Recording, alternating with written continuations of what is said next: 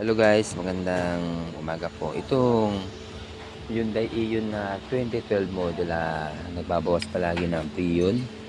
Mga ilang linggo nawawala na yung lamig. So ito yung dahilan.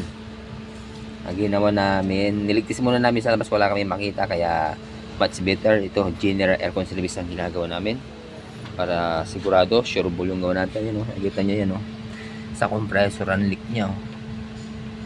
Okay, dito sa condenser wala naman, evaporator wala, sa mga hose fittings wala. So ito sa compressor guys, mabuti. So gagawin natin dyan, subukan muna natin na i-repair muna natin to. Sana makuha sa repair, dahil pag ni-repair natin may leak pa rin yan, obligadong magpapalit na ng buong compressor si boss. So ito yung before guys, i-repair natin to. So dito yan. Kaya yun ang tips, yan ang palagi kong sinasabi. Kaya pag nagbawas ng pressure, alam mahanap yung leak. Magtyaga tayo na mag-leak test. Okay, so palalamigin natin to. Condition natin to kay boss.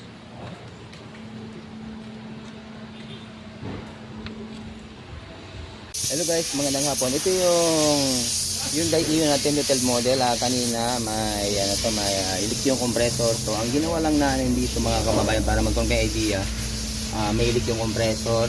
Ginawa namin yung ni-repair lang natin. Ngayon okay sa alright na, parang nagawa ayos. Ito na yung after. Kanina malakas yung leak niya sa compressor, tatlo yung leak niya. Ngayon okay na. Inobserbahan namin yung mga mga 5 minutes na natin na inobserbahan. Ayun yung pressure niya, 280 PSI. Okay, yun na, nagawa natin ng paraan. Dahil pag hindi natin nagawa ng paraan, bibili si boss ng compressor, medyo mahal. Sa panahon ngayon kailangan, kung magawa ng paraan, gawa natin ng paraan para medyo makatipid tayo guys. Okay, so ito ikakapit na natin to. Dito yan, Hyundai Ion na 2012 model. Okay, so palalamigin na natin to. What's this? Guys, ito na yung nirepair natin na compressor, yung may leak. Ayan, ayos na, malamig na.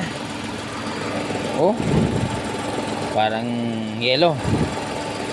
Ayan, pag ginawakan mo talagang ramdam mo yung lamig. So observe na lang natin yung automatic nya. Ilawan natin.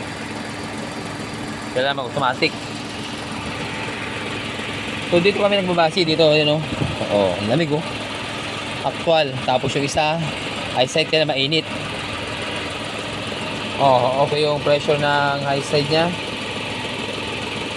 145. Low side, nalakas pa ng bomba ng compressor, 15 PSI lang. So sinabahan na lang natin automatic. Tumaas yan, automatic, ayun, tumataas. Yan, patay yung compressor nyan. So ibig sabihin malamig niya dahil nag-automatic. Ayos. Okay, sa alright.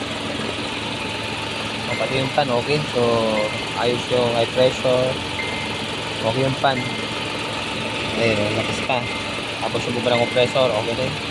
Ayun, okay na, gawin natin ang paraan. Yung may leak guys. Ayun.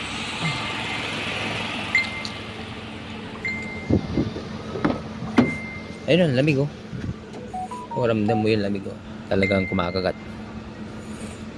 Ayun, yun ang nagawa natin, pag karoon na mangyari, pag may leak, yun ayos natin. Hanggat magawa ng paraan, gawa natin ang paraan. Okay, ito yung Hyundai Ion na 2012 model. Okay, thanks for watching.